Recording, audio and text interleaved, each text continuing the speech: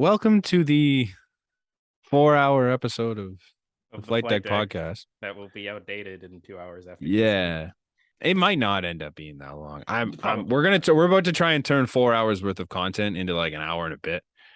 yeah.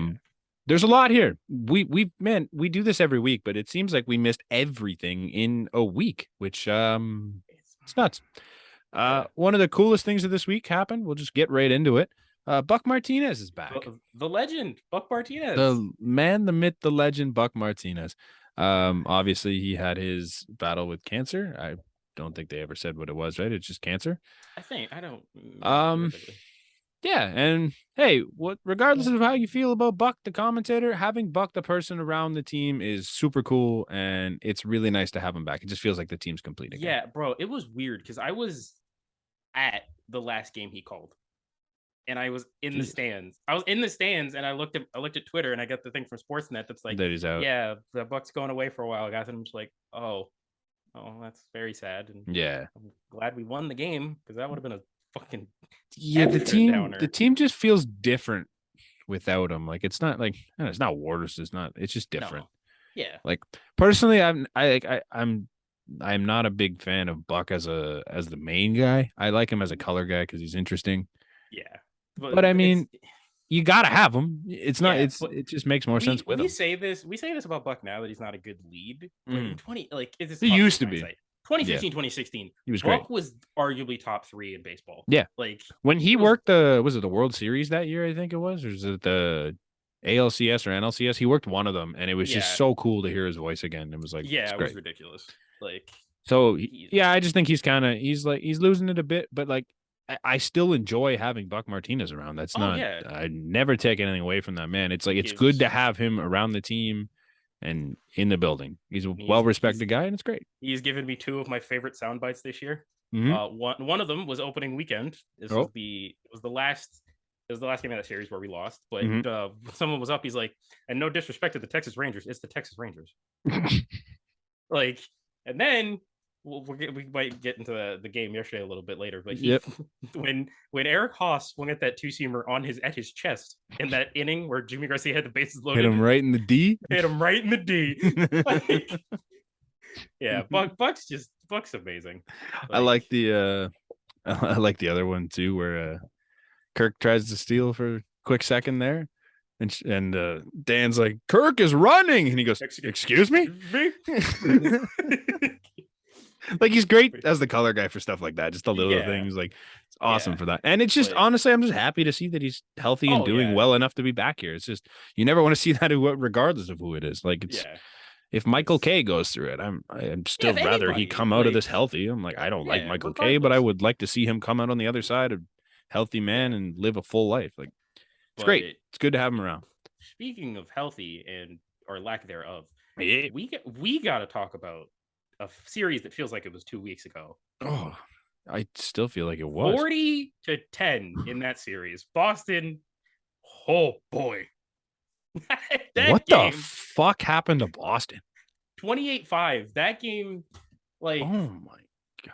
I've obviously never seen anything like that in my life. No. It's the only time in franchise history. There was a lot of records set that night. A lot of franchise records set that night. It was ridiculous. Like, mind-blowing. I don't even know where to start with that series. Like, the Jays were great. The offense was there. The Jays took it. The Jays took advantage of the Red Sox. Yeah. I don't know what they were doing. Jarren Duran, you are an extra special kind of. Thank you, Jarren Duran. For thinking Ramel Tapia. You know what? I'll give a little bit of respect to Jarren Duran because he decided to get vaccinated, and there are many people in this league that have not made that decision. Yes. So hey, respect to that. I had an ignorant tweet go viral that night. Yeah. I mean, hey, good for you, Jarren Duran. Yeah, thank you for the most ridiculous grand slam I've ever seen. That's by arguably the most ridiculous hitter. Oh my! Primal Tapia makes no sense. I just don't get it. He shouldn't be good, but he's great. But bro, you knew it got bad. Yeah, he's great. He's amazing. He's been great. He had 10 RBI in that series. He had as many RBI by himself. Good. he had as many RBI by himself as the Red Sox did in the entire series. That's so stupid. Just absolutely stupid. But bro, you knew shit was getting calamity funny when you see Lourdes mixing up a drink. Oh my god, putting like fruits together and just like living. That's the most on brand thing for Lourdes I think you'll ever see though. Just like the weirdest thing. Yeah. And it just all fruit. All fruit, some orange juice, and some water. And it's just like, all right. Yeah. There's honestly not a lot from that series I want to take away because it's just it was a joke. The whole series was a joke. It's more on the Red Sox for just being dog shit right now. Yeah. And the one like jeez. They can't play defense. They can't hit. They can barely pitch. Yeah. They're bad. This was a team that was ahead of us like 2 weeks ago, 3 weeks ago. They're 500. Yeah, they're under 500. They split. Well, are they not? Are they? Because I thought they dropped under. Cleveland. They split with Cleveland in the fourth set. So I thought they dropped under, 50. but they're like 50. You might be right. Or 50. Like just like that, what is going on there? They're not like they're last place. Yeah, they stink. They stink right now. Their lineup is not all that enticing. Don't get me wrong. I'm not looking at that lineup going, oh wow, they've got these guys. Like we also got to remember, I didn't realize how many people were injured in that series for them. Who were they missing? JD Martinez didn't play. Devers was out for the last 2 games. Yeah, you're right. Kike Hernandez, Trevor I think Xander missed a game, didn't he, at one point? Xander didn't. I thought he missed one, but one of them, I think. Yeah. Okay, you're right. You're right. The team is falling apart. Just but you awful. They still can't pitch. Yeah, you still can't pitch. Christian Vasquez was your only good hitter. Like who started in that series? For us or them? For them. I think we saw. Did we see Pivs? No. Evaldi. That's who it was. Evaldi was 28.5. Yeah. And then that's their best guy. I think it was Cutter Crawford was one of the games. I couldn't tell you the name of any of the Cutter Crawford in one of them, and then Valeria. Brian Bayo or some shit like that. Yeah, it was close. He was in the final one. Like just awful. It's just an awful series. The one thing I do want to talk about, and you have it on here, Alek Manoah, when he struck out, who was it? It was Cordero first, Franchi, and then it was Bobby Dahlbeck. Bobby Dahlbeck. Black Eye Dahlbeck. Bobby Dahlbeck. And hey, Bobby Dahlbeck took him deep. And I'm like, hey, respect to it. But I mean, hey, you're gonna have to take it on the chin if he K's you up. He's a fiery guy. And it was wicked. Oh, there's few people on the Blue Jays that I would pick a fight with. Alek Manoah is I wouldn't even look that man in the eye. Bro, what is he like? They talk about all the time. Was he 6'6", 260? 6'6", 240, 250, I think he is. 260. He's big. Like, he's a unit. He's a unit. And you look at the rest of the team. Yeah, you fighting Vlad? You fighting Vlad? No. Kirk, you're not muscling off the floor just because center of gravity. It's cute. Now, the discourse around the Alek Manoah thing seemed to be like, oh, I don't know why he's doing that. And I'm like, I don't know why you care. Yeah, it was also the fact that it was like, you're doing this against like basically a AAA team, and it's like, sure, but like, I mean, no, but Bobby Dahlbeck's their starting first baseman. Yeah, it's like when you're wearing the Red Sox jersey. You're sorry, man. Like, hey, like I don't even know. Like, I was listening to Blair and Barker 2 days later, the next day, and they're just like, oh, you can't rattle the other team's cage like that. I'm like, yes, you absolutely can. You can. You just kick the shit out of them 28-5. You rattle whatever cage you want. You own them. Yeah. They're your dad. We're their dad. Like stop with this. Like, he chirped at the bench. He didn't start anything. He didn't get a brawl going. Right. He just yipped at the bench because he did something sick. He got out of a wicked jam and did a great job of it. Let him have his fun, man. Like, he earned it. Yeah, and then Bobby Dahlbeck being fucking salty. Yeah. Like, oh my God. Like, if we're gonna try and go out and be like, oh yeah, batters can flip bats and do whatever they want after they hit a home run. If I strike you out, I'm gonna let you know. Every day. I should have that right. Yeah. Every time Alek Manoah pitches, he like solidifies in my head that he is the young Lance Lynn. He's the young Lance Lynn. Yeah. Because Lance Lynn, every time, bro, Lance Lynn he grabbed his crotch after striking the side out in one inning earlier this year. Yeah. Like, I like the Jose Fernandez comparisons better. That's way more fun. It's a better pitcher. It is a way better pitcher. Like, way dirtier stuff. Yeah. He's just like reincarnated version of Jose. Because it's the same. He has a lot of fun. Yeah. And it's great. I think that's way more fun. Yeah. R.I.P. Jose Fernandez. Yeah. But obviously, that's just heartbreaking stuff. Yeah. And then. But yeah, hey, let Alek Manoah have his fun, man. Why are we? Alek Manoah be Alek Who Manoah. cares? Honestly, who cares what he says to the Red Sox bench? Yeah, I don't give a shit. If that's how he gets outs, that's how he gets outs. If that's gonna rattle the cage of Bobby Dahlbeck, I don't give a shit if you rattle Bobby Dahlbeck's cage.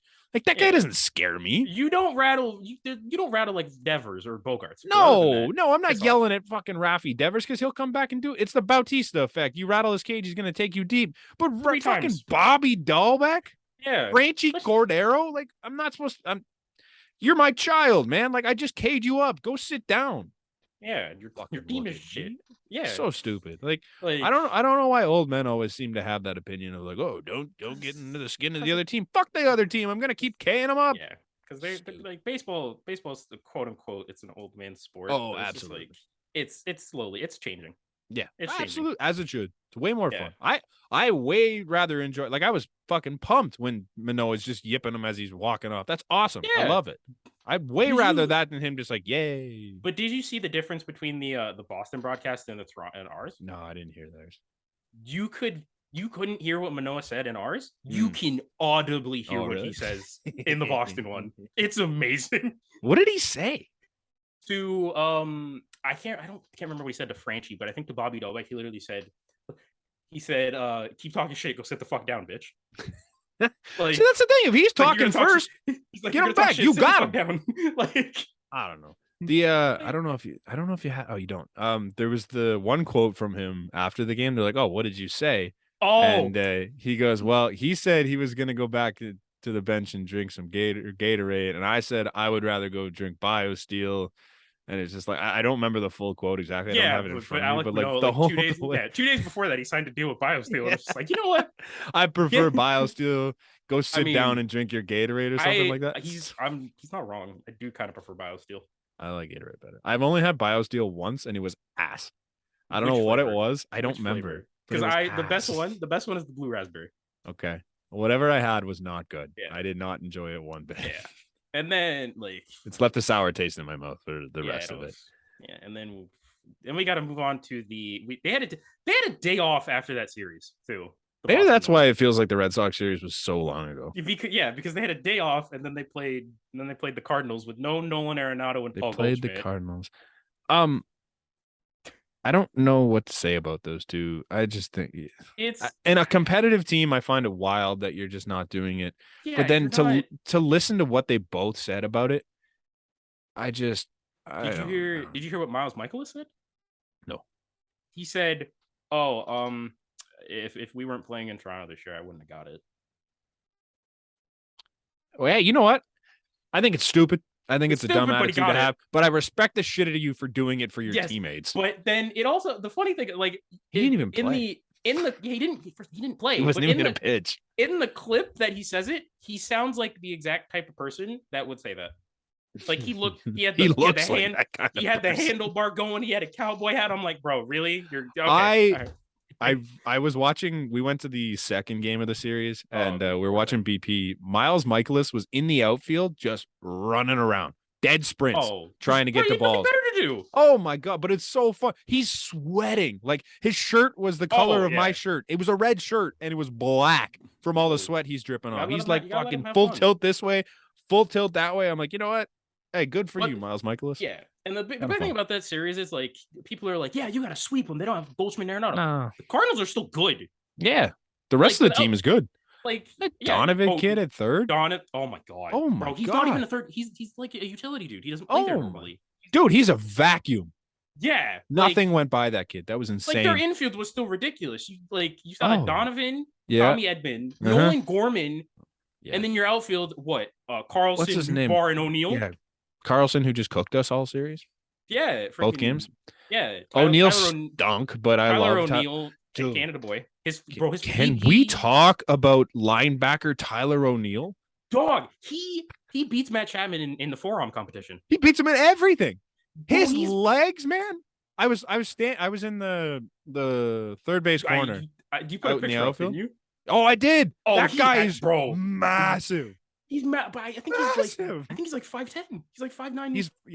I think he was listed at 5'10", 5'11". Oh, he's ridiculous. He's not 5'10". He's not.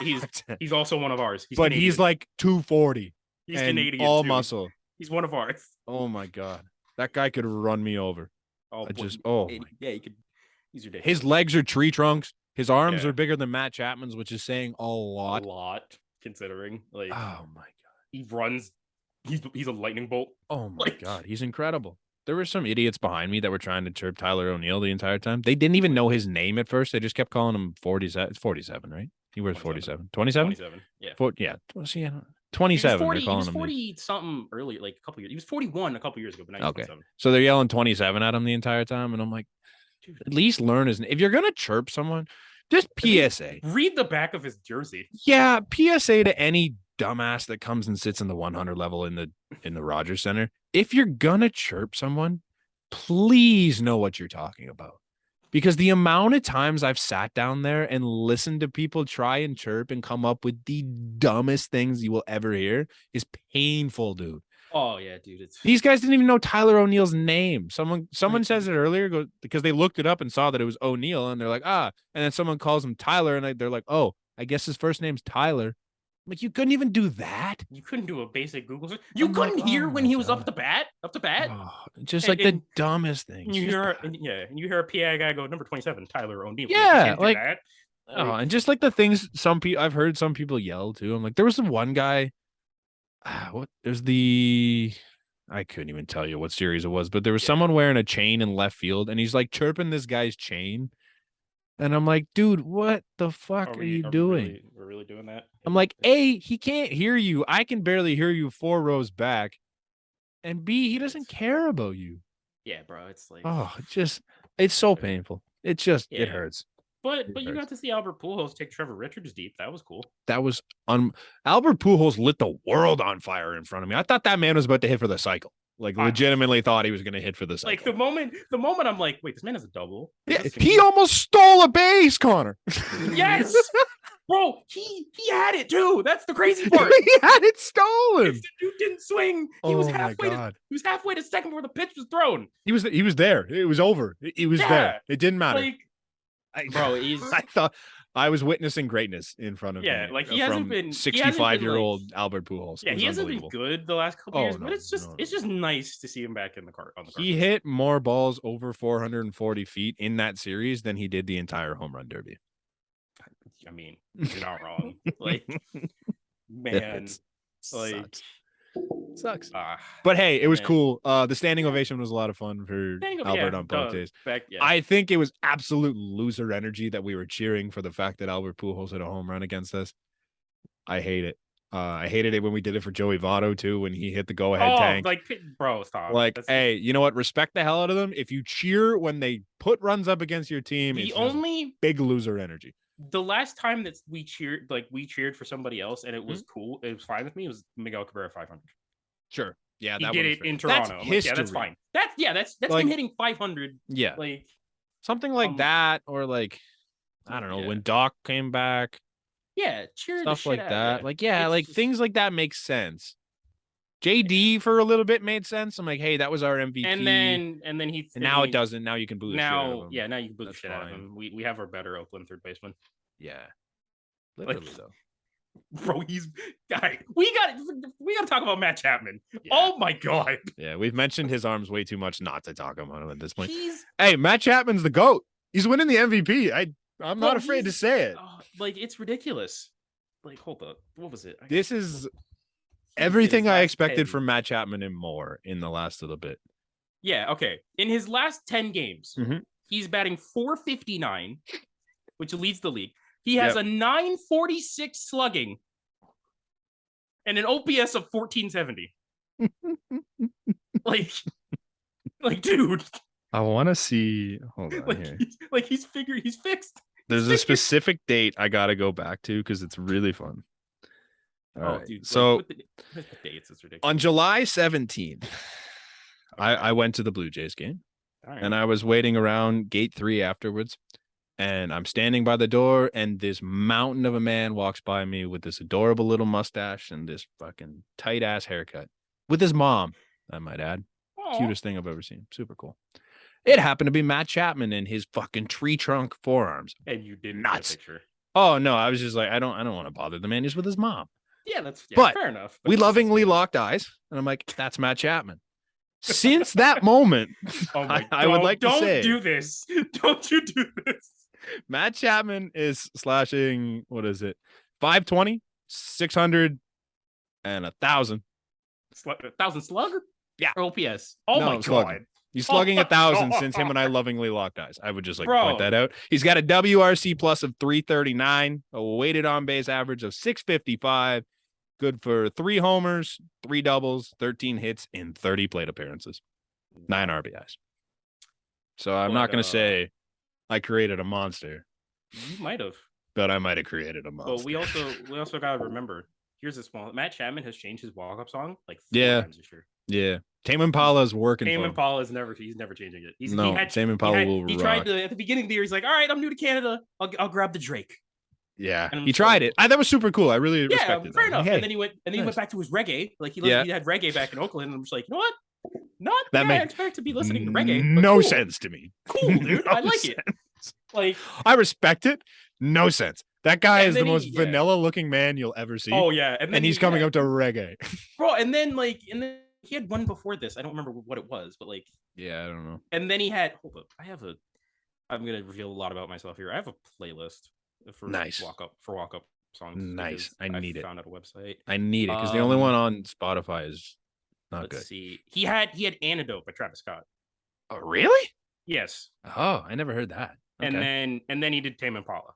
And it's working. And Tame Impala makes way more sense too. Like if you look at Matt Chapman, I'm like that guy's that. Like if you go down the list of like walk-up songs on the team, there's 2 that don't make sense. And it was Matt Chapman with reggae, and lovable old. I have the luck of April May Matt Chapman, Danny Jansen.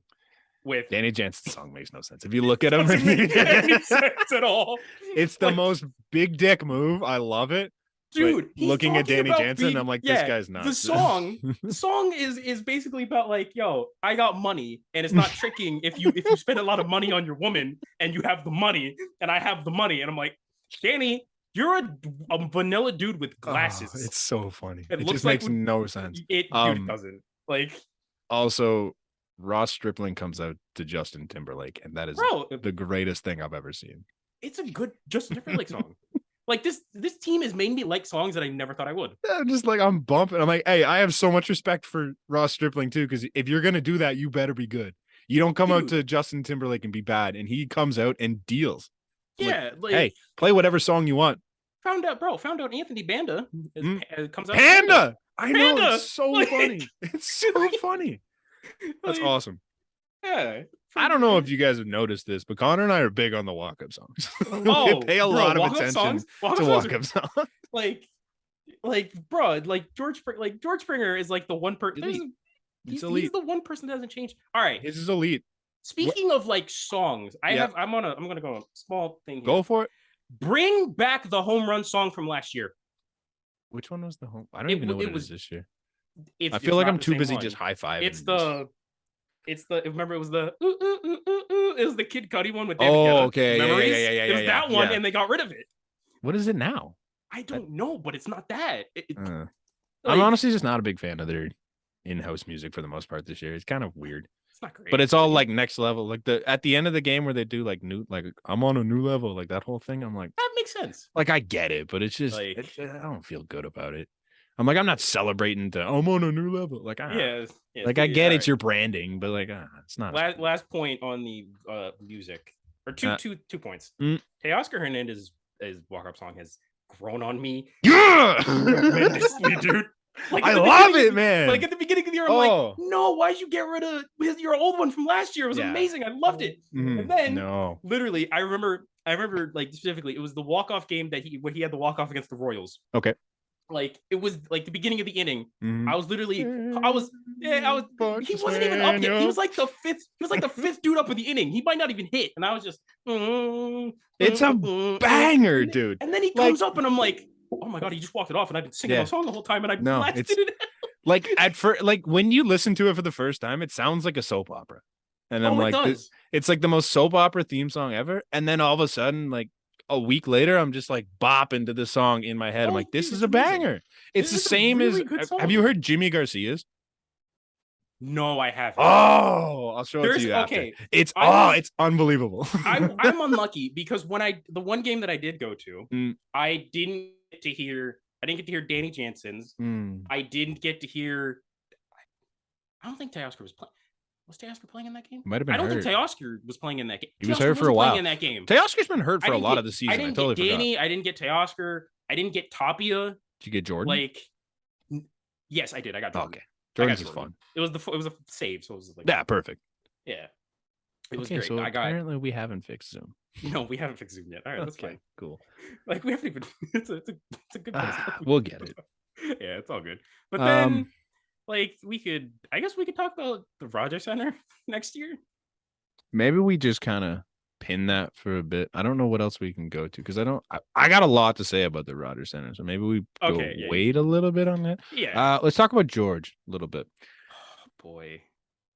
George Springer needs to sit for a while. No, like he scares me when he plays baseball. Yeah. We've entered that territory. That swing yesterday, I'm like, oh my God, he's done. He needs Tommy John. It's over. But I'm like, every time I think that, I'm like, hey, Bryce Harper played through it, so maybe he can do the same thing. But then, like, they've said it multiple times that it's like this isn't a thing that's going away. Right. I just like he's just dealing with it. I find that hard to believe. Maybe it's not something that goes away quickly, but like, you're telling me that you can't throw him on the IL for a stint and have him come back healthy? It's weird. Obviously we don't know what's going on. They said. The one thing I think they said on the broadcast was like George has even stated that it's like my arm will be fine, and then I open a can of soda and it'll pop. It's weird. Like I don't know. Yeah, but then you see like it made sense because he was diving around the field the entire game, and then in the inning where like I think it was the eighth inning, he had to make two like all out guns, and then he had to come up the next inning and hit and got jammed, and he's just like, no, I'm done. Like. It's just it's weird. I don't really know what the answer is there. I think you just kind of, I guess they're just gonna let it roll and see. Hopefully his arm doesn't blow up by the end of the year. Yeah, but the thing is now that we're not complaining as much as we were like last year. No, at least at least he's playing and he's contributing. Last year he had the grand slam. Yeah, last year was he's doing things defensively. Did George Springer run the bases today? Yeah, exactly. It was the continuous watch of, did he ran the bases today? He could be back soon, and he's never back soon. But he's playing this year, and even when he's not playing, you have players that are hot right now, like Raimel Tapia, Biggio, Alejandro Kirk takes up a lot of the slack now. Like. It's a good team. We have a deep team. You're fine with letting Springer kind of ease his way into games because you have the lineup around it. That's hitting. And he's apparently available. He's apparently available at DH or off the bench, not DH, off the bench tonight. But is he? Okay, so he's good. I heard that. I heard he's just kind of taking a day. It's not really. Yeah. I heard Bo's sore, but whatever. Yeah. Before we reset, this kind of super heel turn. Did you watch the end of the Yankees game? Not last night, the night before, I think it was. The one where Edwin Diaz had a four out save. Edwin Diaz. I love Edwin Diaz. It was great. But they were telling a story. I just thought it was hilarious. I wanted to see if you heard it. Go ahead. So they were saying that base runners are having an easy time against Edwin Diaz because he doesn't pick off enough.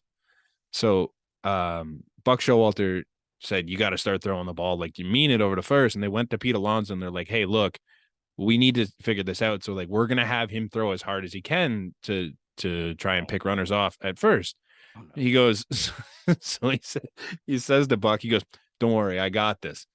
So he says the first time he steps in there, there's a runner on first. Edwin Diaz goes and he turns and he fires a 95-mile-an-hour cutter over to Pete Alonso at first. And this man's he got movement on his pitches, man. He catches it. And he catches it and he throws it back. He looks over to the bench and goes, I don't got this. It's like, no, I don't want cutters in my direction, especially when they're 95. I thought that was so funny. I'm like, that's the most Pete Alonso thing. You know what? I love it. when you're striking out, like, would you have the greatest freaking Ks per nine ever? You can't afford to not be able to pick anybody off. Hey, respect Robbie Ray. Robbie Ray.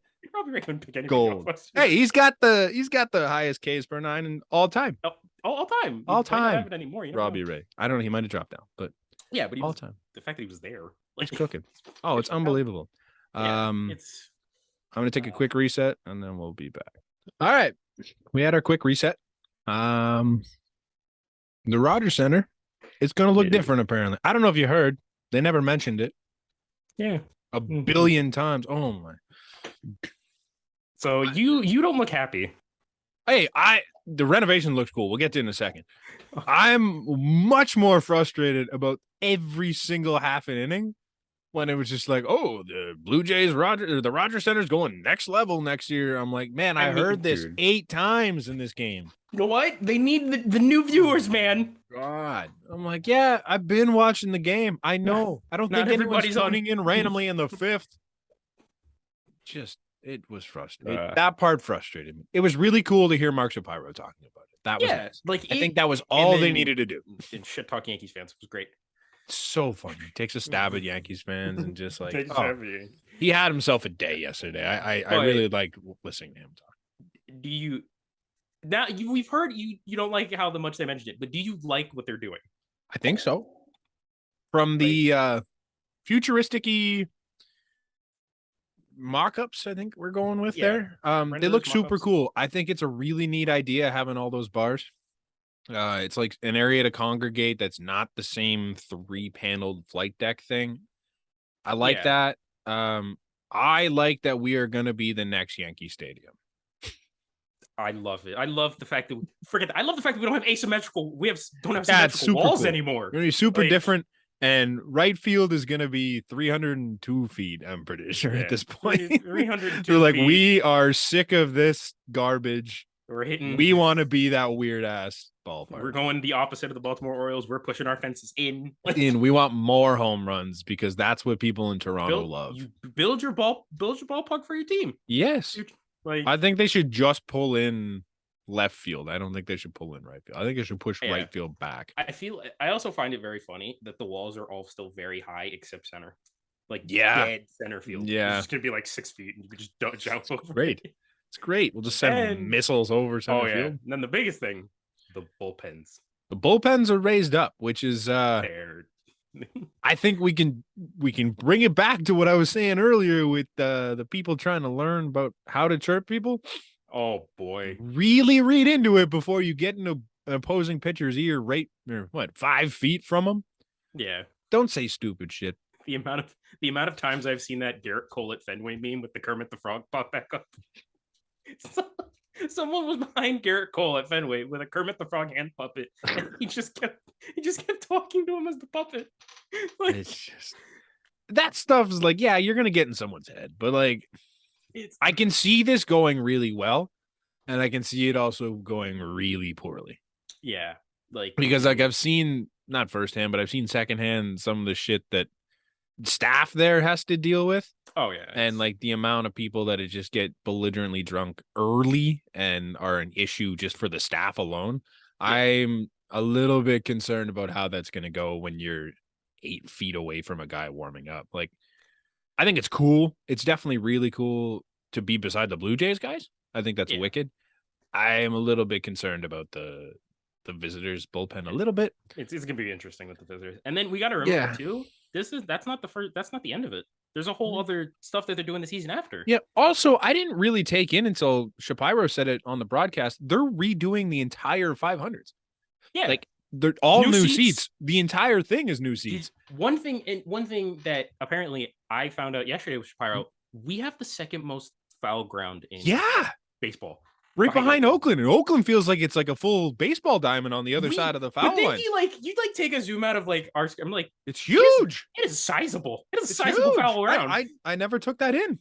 But I didn't. I thought I'm like, okay, it's probably up there. Second's crazy. I didn't realize that. So apparently, jail of a coliseum. Yeah, dude. There's so much foul territory there. We don't have bullpens on the field. I'm pretty sure. Unless they move them. Oakland does. I know Oakland does. Does San Francisco still have them, or did they move them? Tampa Bay have them? No. I want to say they moved them. Tampa Bay does. I want to say that the Giants moved them. Okay. But either way, there's other teams that have bullpens on the field that have a smaller foul territory than us. Yeah, and then you got to look around the rest of the AL East specifically. It's just like we have less. Yeah, like you said, we have less than the Rays. Like the Red Sox are non-existent. That's crazy. And they're also, I did notice that they're raising the wall, like in the mock-ups, they're raising the walls down the lines. Okay. So someone pointed that out. It didn't look that big of a difference to me. Anyways. No, but like the big thing was like it's essentially what I thought about it. The left field in Fenway. Mm-hmm. It's like that. Okay. It's like it's up more, and it's going to be close. We're gonna have no foul ground down the line. It's fine. Like it's bottom line, I really like it. I think the whole thing is going to bring a completely different vibe to the Rogers Center. It's like everyone has mentioned, it's going to be more of a ballpark than it is a stadium. And it's good. You're going to feel like you're right there. And like, there's so many more areas you can just hang out, which I think is super cool. Yeah. Like it's we have the flight deck right now, and that's it. Yeah. It was a great name for a podcast. Yeah. I appreciate that they gave us a podcast name, but the flight deck is the only thing you can go to, and it's busy as hell every game. If you're not there at gates, then you're not standing there. Yeah. So it'll be cool to have like little bars and seats, and it looks really nice, the design. So if that's what they're going to go with, then awesome. It'll be extra cool next year when the Juan Soto saga is over and he's a Blue Jay. Because we got to get into the trade deadline. Yeah, now. I know we do. As we speak, is I think 4 days away. Is it 4? Tuesday at 6 is the trade deadline. Okay. So I mean, hey. Apparently, we got to talk about it because we're not going to have another episode before the deadline. Yes, we got to start with Hector Gomez, I believe his name is. Yes. Yep. Hector Gomez, aka I called him the Dominican Jeff Passan. Mm-hmm. Because any like news that he says is pretty much valid. Like it's valid. He's a good source. Yeah, so the Washington Nationals are going to make one more offer to Juan Soto in the next day or two. Okay.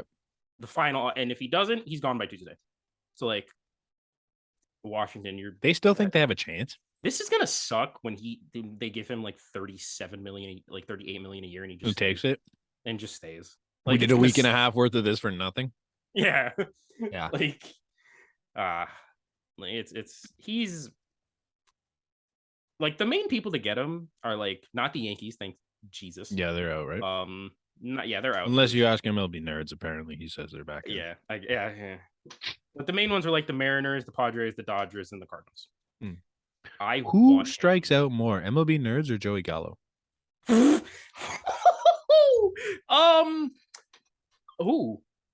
a toss-up. It's tight. They both will run into one every now and then. Breaking news per sources: MLB nerds is actually Joey Gallo. Yeah, same thing. Yeah. Really good at striking out. Like, what team of those 4 do you think he would fit look the best on? What are the 4 right now? Cardinals are up there. Padres, Dodgers, Mariners. I don't ever want to see him be a Dodger. Oh, God, never. Like I don't want to see anyone ever go to the Dodgers ever again. I'm so tired of that team getting everybody. He makes sense as a Padre. He makes so much more. And him, Machado, and Tatis. Oh my God! With just every other little bit they have around there. I'm saying if they weren't in the American League, I would say he is fit as a Mariner. Like they would still be really good, and like, the things they would have to give up, they'd still be really good. He's got too many World Series to be a Mariner. Got too many playoff appearances. He didn't forget that he's got too many playoff appearances to be a Mariner. Yeah, no, you can't. you can't go to that team as a perennial winner. Yeah, you gotta kind of. I don't think he's a Mariner. He looks like a Padre. I think he could be a Padre.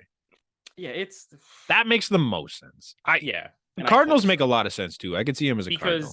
Because honestly, like we saw a bunch of the Cardinals players that you could trade for, like Donovan. If you're throwing Carlson, like Nolan Gorman, even like, and that's not even counting their prospects. Who now apparently they're not high on. Was it Matthew Liberator? I don't actually. He's been up and down. Like apparently they're not very high on him. So I'm like, okay, well, yeah, they have a shortstop, Mason Wynn, who threw harder than O'Neill. Was that 104? No, something? Or 100.5 or something like that. 100.5. It was 100. It was faster than there was a 5 in it. I remember that, but yes, it was 100.5. Nuts. Either way, nuts. And he's not even a big dude. He's tiny. No, like nuts. It's ridiculous. Gives us little guys hope. Right. Seriously. And then like what? There's the weird and then there's weird stuff at the deadline. Like this is just weird territory now that we're in. Marlins and Tigers have said, all right, everybody can go. Yeah. Like starting except yesterday. For Sandy. Sandy's except for the Sandy, only one there. which makes no obviously makes perfect sense because Sandy's the best pitcher in the National League this season. Arguably the best pitcher in baseball. Yes, and he's only making $11 million for the next 5 years. Yeah, it's so stupid. There's no way you get rid of that. I don't understand why the Marlins are just throwing out everyone to the wind. Yeah, why? Like is Jazz Chisholm's injury that bad where you're like, all right, we're just gonna flip it again? Like are you not planning on building with Jazz? Like is Jazz not included in the everybody that's not Sandy? Like everyone's like, oh well, he's on the 60-day. He's gonna come back. And he's got a couple years on his deal. Yeah, Pablo Lopez. Pablo Lopez. Ago. He's there and available for trade. He has more control than any of the top starting pitchers available. I don't get it. I don't get it at all. I don't know what I mean. Technically, yeah, maybe they're available, but it's one of those things. It's like, yeah, we want 5 prospects. Yeah, we're listening, but it's not a matter of. You want Jazz? Give me a major league ready guy and 4 of your top 8 prospects. And then makes sense. And then the team that makes more sense to me is to selling everybody is the Tigers. Tigers, sure. Because the Tigers were supposed to be good this year. They were. They were. 20 and they're games not. under 500. They're also super injured. Are they? And I feel their rotation is super injured. You're losing Casey Mize, who should be one of your top guys. Yeah. Matt Manning, who has the potential to be one of your top guys. And then there's just names here and there that are just. And there's former Blue Jay Drew Hutchison. Oh my God, Drew Hutchinson. He's pitching tonight, Saturday. Right? Saturday. He's pitching tomorrow. I always forget that man exists until we play him. Bro, and then every time it never fails. Every time we play the Tigers, Drew Hutchison has to pitch once. It's insane. Fails. It's insane. It's like the ghost that won't leave. But there's so many. There's good players on the Tigers. Yeah. Forget their bullpen. Derek Skubal. Yeah. Apparently, I don't get it. They're listening. They're listening on everyone, right? They didn't put anyone off the table. No, it's everybody. Obviously. I don't think you're getting Skubal. It goes without saying. No Miguel Cabrera, just for obvious reasons. But I don't think maybe. Maybe, dude. Maybe you're not getting. But yeah, you're not getting. No one's trading for him anyways. But you're probably not getting Skubal. But that you get Gregory Soto. Andrew Chafin. Shit, man, that shit hurt. That sucks because everyone is just like, oh, I think the Jays are getting Chafin. That's a name they could go after. Predictions was Jose Quintana, Andrew Chafin, and then 2 hours later, not vaccinated. No. Shit. Yeah, it hurts. See all the non-Blue Jays fans that are like, Blue Jays have an advantage. Oh, they have the advantage. No, we don't. Fucked. We can't get Benny. Chafin we now. Can't get Chafin. I'm not even sure if we can get Hap. Who knows? Oh man, yeah. Who knows? That's the thing. Is if the Blue Jays. But clearly, did you notice they didn't use and no the Tigers? It was a 1-run game for majority of the game yesterday. Didn't use Soto. Didn't use Fulmer. Right? Didn't use Jimenez. Mm-hmm. They're because they're going to be Blue Jays. If they don't get used tonight, I am 95% sure one or two are Blue Jays. I feel like they wouldn't be Blue Jays just because they have to play against them. So if you're going to play against them, that doesn't mean anything. Spend their arm. Spend their arms. That doesn't get yourself some wins. You remember what happened last year? Kendall Graven was a Mariner. Yeah. Got traded for Abraham Toro on the Astros. Mm-hmm. Astros were playing the Mariners. Yeah. And then I would rather throw them if I'm going to trade them to the team I'm still currently playing. But it was great. It was great because the day that they spoke switch teams, Abraham Toro hit a grand slam off of Kendall Graven. It was great. Baseball's great. I love baseball. But yeah, I need Gregory Soto on this. See, I think Gregory Soto would get fucking lambasted in front of the Toronto fan base. How so? Because he hums. He's great. He can't hit the broadside of a barn at times. You know what, dude? I need but the thing is, it's dicey. He's movement. A lot of movement. There's a lot going on with Gregory Soto. He has the potential. You know how everybody was like, Julian Merriweather, he throws 100. Julian Merriweather's 100 had no move. It's flat as fuck. It's flat as shit. Yeah. Like it's a flat 100. Gregory Soto's hitting 100 mile an hour sinkers. Like just Gregory Soto doesn't even have to hit the strike zone. Just make it look like a strike for 60% of the time, and you will get a swing. Like, and then he has a good slider. He has more Ks. Like it's the thing with a lot of Toronto fans is like once a guy starts giving up walks. Oh yeah, dude! That's when people start turning against them. That's like, the unforgivable thing is the walks. Yeah, not him getting demolished. It's walking. No, Rafael Dolis was great in the 2020 season, and then he walked everyone, and people hated him. He was arguably. I liked him. He was a heart even in the year that he got DFA'd. Oh, absolutely. He never gave up a clean inning, but he was fine. He was good enough, and it was like he was the worst pitcher on the planet. Every time he went out there. Yeah, dude, but like Trent Thornton, same idea. Dude, Trent Thornton's having a he's been great. Amazing in Buffalo. He's been great. He literally his numbers are not as good as they were earlier in the year, but he's a guy that's coming in to throw in ugly innings where you're just throwing strikes, and he's been good. Yeah.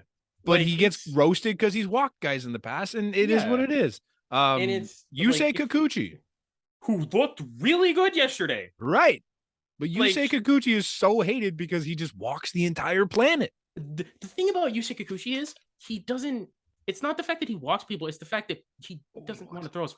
He walks a shit ton of people, don't get me wrong. Don't get me wrong. He walks he's a turnstile. But he didn't use the fastball ever. And it was just slider, fastball up at the dude's head. He needs to have the Robbie Ray approach. I think he's just afraid of getting hit. Yeah. But it came out, I think it was Chris Black, if I remember his name correctly. He always does these nice long He's stretches. really good on Twitter. I like his stuff when he breaks stuff Kikuchi, down. When being caught by Danny Jansen, which granted isn't a lot, he's like a 3.24 ERA. And he did the breakdown. Buddy, we could probably do this with every single pitcher. Oh yeah, Danny Jansen's a godsend. But for example, he caught Heineman caught him one time. The fastball or Collins caught him. It was Collins. Fastball percentage usage was 40%. That was the least. With Danny Jansen, it's 60. Right. Because Danny knows how to call a game. The difference. He was dotting. Kikuchi was dotting fastballs yesterday. Yusei Kikuchi and Jose Barrios should never throw to anyone not named Danny Jansen. Oh, Alek Manoah, you can throw to Kirk all day. It works really well for them. Jose Barrios is a different pitcher with Jansen behind the plate. Yeah. I don't understand. Even the other day, they didn't have Jansen catching for him. I'm like, you just watched this guy carve up 3 straight games with Danny Jansen behind the plate. Well, why are we changing this now? I just don't get it. They won, but it was just but Danny Jansen's a godsend. And then he's great. We got to trade, and then the trades for us anyway. Ian Happ has been a name that's just everybody mentions with us, and I'm just I'm so neutral on Ian. Okay, I don't want to give up a lot for him. Would Ian Happ be the thing about that is you would have to it just wouldn't be for Ian Happ alone. I don't think. No, you can't trade for Ian Happ by himself. You have to get a reliever off that team. Do you need Ian Happ? What do we need Ian Happ? Not really. Ian Happ is injury protection. Mm-hmm. Are you giving up prospects for injury protection? You shouldn't. Seems like a weird move, right? I don't. Unless that injury protection he's a switch hitter, but that injury protection comes with Michael Givens or Chris Martin or David Robertson, as I butcher his name 3 times. If it's Happ and Michael Givens, I'm okay. I can see why it makes sense. I get it. It makes sense, but also you don't need to just go get Givens. And Jeff Passan, I need to have a Jeff Passan. He went on Tim and Friends. Yeah. And the big quote was, I'm gonna butcher this a little bit, but he said basically, do the Blue Jays? If they're the Blue Jays, you have to ask yourself, do you really want to go all in on when there's 2 teams, but just when there's 2 teams waiting for you that are better than you in the American League? I don't know why. I like Jeff Passan. He's a really trustworthy source. He's funny, but I don't know why people look at Jeff Passan as a baseball mind to listen to. Okay, I'm not going to go that far, but Jeff. No, but he's never been in the front office. He's never really. He just has sources. He went on to say the Blue Jays. They have a good core. Like if they keep it together, like if Teoscar stays, if Vlad stays, that's a lot of ifs. Like, and I don't know. Man. And oh my God, there's 2 teams better than us in the American League. Yeah, because that stopped any World Series contender, World Series winner ever. The best team in the league wins the World Series every year, right? The Dodgers have been the World Series champion for the Atlanta Braves 11 years. Had three more. We had 3 more wins than the Atlanta Braves last year. Yeah. Oh my God, and they won the World Series. The Braves replaced their entire outfield last year. Yeah, on a whim and won the World Series. Two of those guys were MVPs of series in the playoffs. And you make the argument 3 because Jock Peterson was great in the NLDS. Yeah. Like Rosario, dumb in the CS. Yeah. Jorge Soler had the most electrifying home run in Braves history. Like, got nominated for the ESPY for Best Baseball Player of the Year. Which is he was out of that. Was one of those things was not like the other. Like man, it's just we've been hearing that same conversation about this Blue Jays team for the last arguably 2 years. Ever since we signed 2020, we've been hearing that since 2020. Yep. Do you want to really go all in when this team is so young? Are you going to go in on George Springer when you're not the best team in your own division? You go in. You go all in because this team is young. Be good for a long time. Because you're not paying Vlad $35 million yet. You're not paying Teoscar out the wazoo yet. You're not paying Bo. You're not paying Bo. You're not paying anyone. You're not paying anyone that's not named George Springer. You're paying George Springer, Kevin Gausman, position player. Yeah, George Springer is the only position player getting money. Yeah, like Gausman and Barrios. And Barrios is making like on average like 17. It's making like 17 million on average. Yeah, it's not. It's like it's such a gift of a contract. Yeah, like the most money, dude. It's like the fact that you're like, are you going to go all in? I am. And then he says like, oh yeah, Ian Happ would be the good move, and I'm just like, shut up. It's like, have you been watching Lourdes Gurriel Jr.? I don't particularly care about Jeff Passan's opinion about what the Jays should do. He breaks the news. Yeah, incredible source. That's a guy I look to when I want to know what's happening.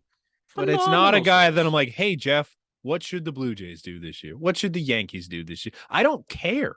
Jeff Passan's opinion on what a team should do is no different than you and me. He's just a guy.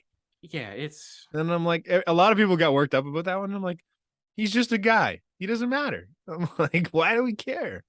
But hey, man, he knows how to get people worked up. Jeff Passan's really good at his job. Yeah, it's ridiculous. But then we're pretty much near Shohei Ohtani. Can I talk about it? I'm gonna just say the rest of the Angels and you can do the Shohei thing. Angels. Yes. What the hell? You do this now? Where you make everybody available for talk? Because I've been saying this since last year before he re-signed for 4 years and $78 million, which is overpaid as shit. I wanted Raisel Iglesias on the Blue Jays last year. Like, he scares me. I don't trust him. Everyone else wanted him. I don't trust him. Very good last year. I know, but he would have been very nice. Ryan Tepera is a guy I wanted. Bring back the old Blue Jays. Bring back Tepera and Loop. Bring back Tepera, Loop, and Syndergaard. Like, just do it. Like, but then we get the big news that they're finally listening to offers on everyone, including Shohei freaking Ohtani. And it's not like, so was it Bob Nightingale that said it? I could be wrong. Yeah, they basically said that they're now listening to everyone or on everyone that's not named Mike Trout and including Shohei Ohtani. And the Shohei Ohtani price essentially is a team's top 4 prospects. I look at that and laugh, dude. That's it. The big thing about the Ohtani one is he has less time. He has less year and a half than Soto. That's it. Yeah. It's a year and a half instead of 2.5 years. But it's a year and a half of an MVP. Last year's MVP, probably this year's MVP if Matt Chapman doesn't fully step up. Yeah, and probably next year's MVP. And if Vlad keeps hitting the ball 110 every time he steps up with the plate in the air again. Like, it was John Heyman who tweeted out. So basically, so his tweet said, Angels listening on everybody, and for the first time that includes Ohtani. One rival says they want your 4 top prospects. Rivals all believe it's a major long shot that the Angels ownership ultimately okays a Shohei deal. Yeah, top 4 prospects. You know who our top 4 prospects are? Oh man, it's Gabe Moreno, who is Orelvis Martinez, Ricky Tiedemann, Jordan Groshans. I don't want to move Tiedemann. If you have to, you have to. But I'm like, man, but I tweeted out the picture of our top 8. Yeah, I'm like, you can have 1, 2, 4 to 8. All of them. I don't care. All of them. I don't even think about it. Yeah, it's a year and a half of the best player in baseball right now. Go for it. He helps your rotation. He helps your lineup. He's a lefty bat. Yeah. Do it. The only like, and this is very nitpicky, the only thing that does is take Alejandro Kirk out of the lineup potentially more, but that's about it. Fine. I don't even care. Alejandro Kirk is not Shohei Ohtani. I'm sorry. It might take Danny out a little bit more. Fine. Yeah, I love Danny. Danny's not Shohei freaking Ohtani. Yeah. Like it's oh my God. Yeah. Like, and there's your 4 guys. If it's just your top 4 guys, I can handle getting rid of Ricky Tiedemann. I don't want to. I can stomach that. But we got Brandon Barriera's here now, dude. We can. Who's apparently just another Ricky Tiedemann. Right. Which, so, I don't care, dude. Take him. Yeah. Take him. If you're giving 4 guys, 4. It's got to be at least 4. But like Moreno, Orelvis, Tiedemann, Groshans, and you come home with the most valuable player in baseball. It's ridiculous. It's not even a thought. Like, that's so nuts, man. Like and then there's another one that's like kind of, it's not much, but it's something. Is that the Mets have a scout at the Red Sox game tonight? Oh, so apparently, if it's Ken Rosenthal put it out. He says if the Mets cannot find if the Cubs price for Contreras and Daniel Robertson is too steep. David Rutz, I never forget his name. Always. They could pivot to a JD Martinez, Christian Vasquez package. That doesn't seem like a very good second place. Yeah. Sox believe to want major leaguers back, and they have liked Dom Smith in the past. Yeah. It's just that's weird. I don't like that.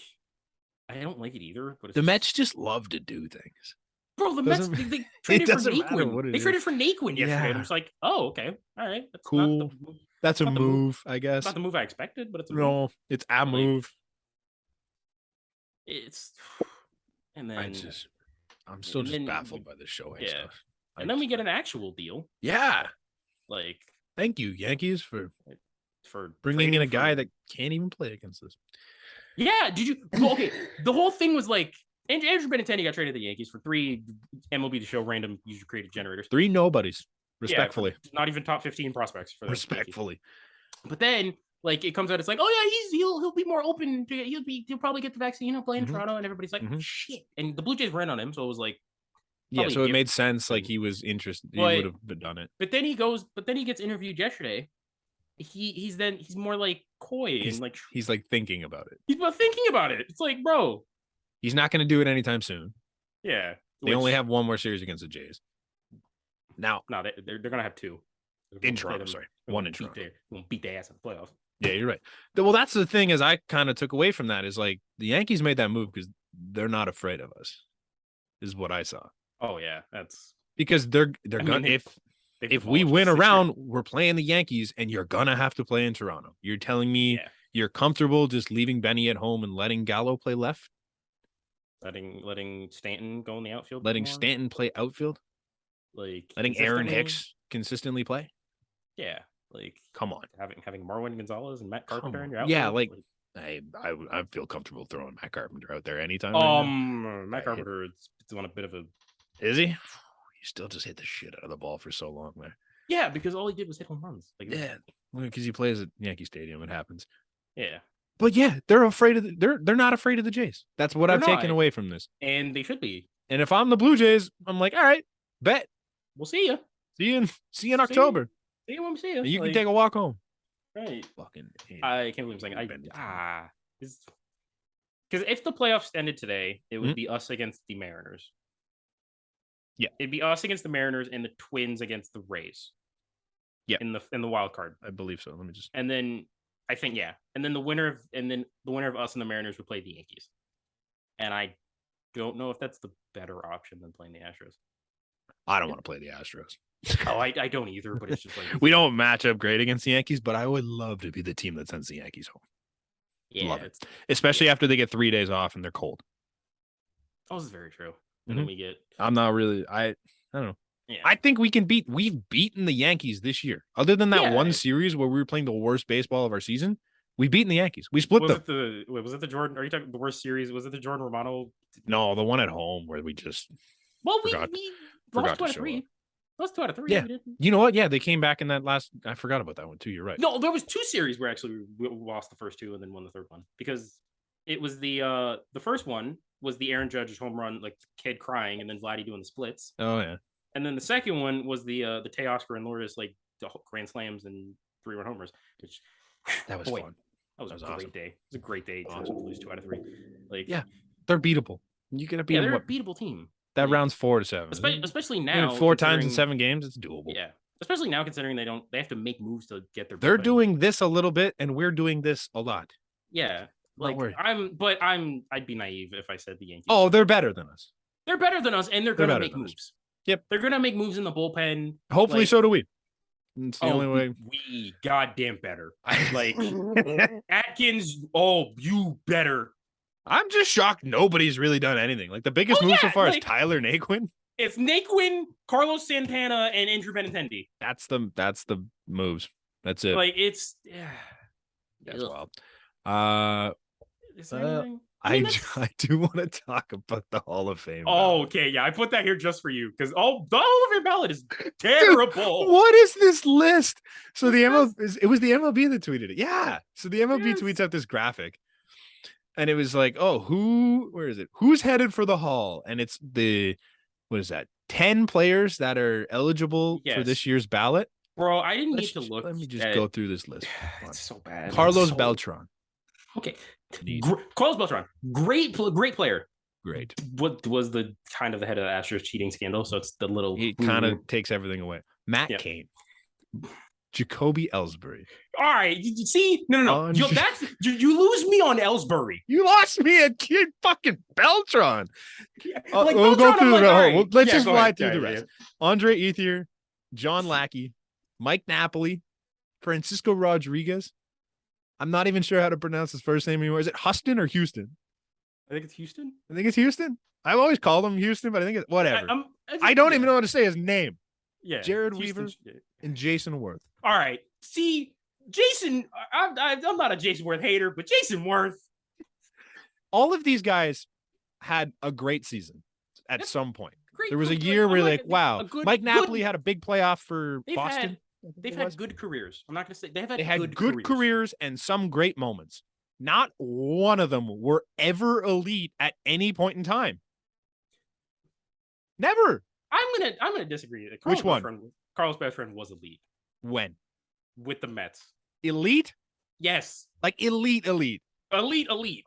Let me look it up. You're talking. I think Carlos Beltran's a former MVP. Like might be talking out of my ass here, but I think he is. Maybe. I just don't remember a moment where Carlos Beltran was an elite player in baseball. For Carlos Beltran's career, he had 435 home runs, batted .280. He won Rookie of the Year. He had 15 Rookie of the Year, 9-time All-Star, 3-time Gold Glove, and 2 times. He finished 4th in MVP voting in 06. Oh boy. That's the highest. Yeah, no, there's no Hall of Famers here. No, that's what I mean. Nope, like, okay, maybe you want to give Beltran one elite season because he finished 4th in MVP voting. Yeah. He wasn't elite. He never had an extended period of time where he was an elite baseball player. Jacoby Ellsbury, he didn't even get to retire. He went to the Yankees and just he faded into darkness. John Lackey faded into darkness. Mike Napoli faded into darkness. Andre Ethier. The whole group, maybe Matt Cain, I think, had a little retirement tour. Yeah. The whole group just disappeared.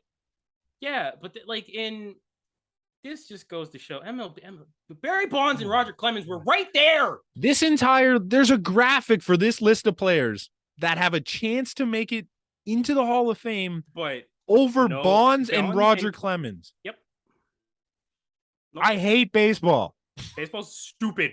I hate the Hall of Fame. It's the dumbest invention in all of baseball. Man, if all 10 of these guys aren't off the ballot by next year, it's a joke. Yeah, dude, and none of them are good enough. None of them are close. Dude, and the people that are currently on the ballot now, what is it like? It's A-Rod, Fielder, Put A-Rod in it. I just think, who cares at this point? Bro, if you're gonna, I hate him. I hate him, but just put him in. He's a really good baseball player, regardless of steroids, and I'm amazing. Mm-hmm. Like, just put him in. Like, because you don't have anybody. You don't have a name. You have nobody. You had a name this year in David Ortiz. David Ortiz was even David Ortiz as he was a first ballot this year, was he not? That's kind of that shouldn't happen. Yeah, and the only reason that David Ortiz, deserved Hall of Famer. I love Big Papi. The only reason he's the first ballot Hall of Famer is because people don't like Barry Bonds and Roger Clemens. He was the only guy to vote for. He was, yeah. Because and it's not getting better this year. Yeah, because A-Rod was shaky. Yeah. Prince Fielder, is one of the saddest endings to a career. Yeah, man. If he would have finished his career, I think he's an easy Hall of Famer. I love Prince Fielder. He's the shame he was a Texas Ranger for that year of beating them. Super tough. But it's just it's embarrassing. MLB do better, and what? I can't wait. Stop making graphics like this. This is so bad. I laughed. Jared Weaver had 100-year career. Before led the league in 2 stats once. Before we get out of here, I gotta ask you a genuine question. Okay. As the time of us speaking, it is 7:34 p.m. on Friday. Before or after 10 o'clock, there will be a giant trade. What time is it? 7:35 now. There will be a giant trade at 8:15.